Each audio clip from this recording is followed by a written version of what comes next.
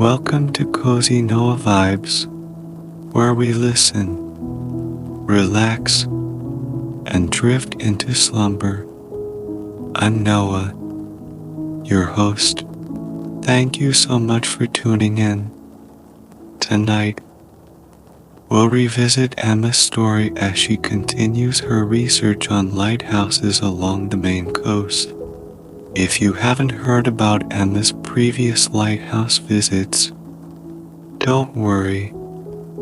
You can still enjoy this special story. And of course, you can always listen to her other stories later. For those familiar with her adventures, you'll find this particular historical lighthouse story has a special October charm. In fact, it's the origin of some oft-untold legendary stories, perfect for a stormy night. But don't worry, these tales aren't scary or startling. The only ghosts here are kind and helpful. As with all other stories in this series, it will be beautifully narrated by our wonderful voice, Abby. Let's prepare for tonight's story. Find the most comfortable position to sit in. When you're ready, take a deep breath in, pause for a moment, and then gently exhale. Find a natural and soothing rhythm of breathing and enjoy this tranquil cadence. At night, thoughts often swirl in our minds. Most of us know the feeling of overthinking while lying in bed, and it can be hard to deal with those thoughts. In my experience, the key is to keep it simple. So whenever a thought pops up to vie for your attention, try saying, "Not now." By responding with "not now," you're signaling to your brain that you've acknowledged the thought, but now isn't the right time to address it. It will gently fall away like autumn leaves. When you're ready to deal with the thought, it will come back to you during the day. Now, as your worries drift away, let your mind wander to a new place where rugged cliffs meet the sea, where nothing can disturb you, and there's nothing to worry about. Along this coastline, there's a tranquil CAF in a picturesque small town. That's where our story begins. Emma sat at a small table by the window in a bakery. The afternoon weather particularly stormy. This time of year, the days on the Maine coast were noticeably shorter. On this stormy afternoon, the brief daylight was obscured by swiftly moving clouds in the sky. Emma looked out the window, and some streetlights were already starting to come on. Where she was sitting was in stark contrast to the chilly scene outside. Even though the bakery was about to close, it was still filled with the warm aroma of coffee and fresh bread. There were hardly any customers inside, just a few people picking up the last few items for dinner. A woman left with a box of delicately wrapped cookies, perhaps for a cozy evening. The coffee machine hissed from time to time, as if trying to maintain the warmth of the bakery. Emma gazed through the glass at the storefronts along the street. Their windows lit up in the deepening twilight. It seemed like there was a scarecrow decoration contest along the sidewalks, with scarecrows standing guard on the porches. adding a festive touch for Halloween. Emma was a lifelong lover of lighthouses, and she had been intermittently traveling along the Maine coast for a few months, visiting various historic lighthouses. During her last trip, her time was limited, and other commitments had prevented her from seeing all the lighthouses on her list. Realizing she would pass through again, she thought it was a perfect opportunity to visit the Maine Lighthouse Museum. After months of work, it was delightful to see some artifacts up close and read detailed information. The museum also had models of famous lighthouses she had researched or visited in person. Finally, her favorite part was the stories about significant lighthouse keepers and their families. She spent quite some time in the museum, enjoying the peaceful atmosphere. The tourist season was over, and in hindsight, she had come at just the right time. After her visit, the windy streets were a stark contrast to the warm tranquility of the museum. That's why she had taken refuge in this bakery. She planned to spend the night at a small inn just outside of town and didn't want to arrive before check-in. Having a sweet cup of tea was a perfect excuse to linger a little longer in the charming local bakery before heading out to the peninsula. The bell on the bakery's front door rang cheerfully as another late customer waved goodbye to the staff and stepped into the chilly October air.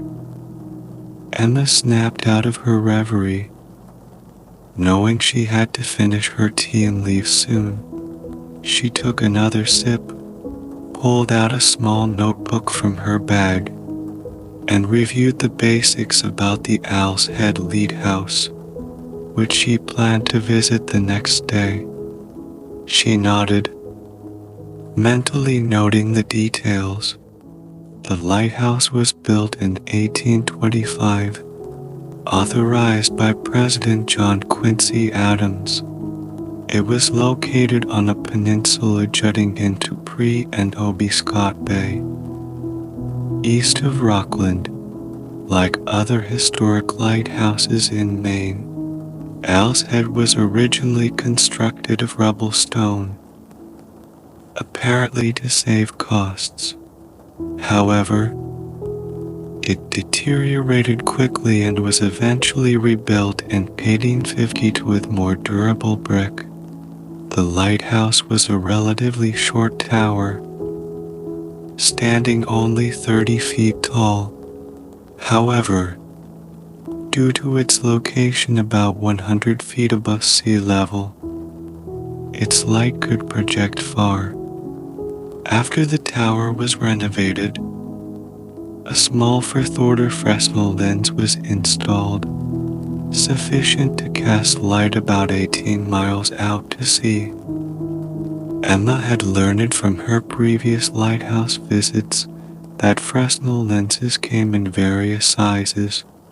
By comparison, this one wasn't very large. Emma finished her last sip of tea, put the notebook back in her bag, and reluctantly rose from her cozy corner.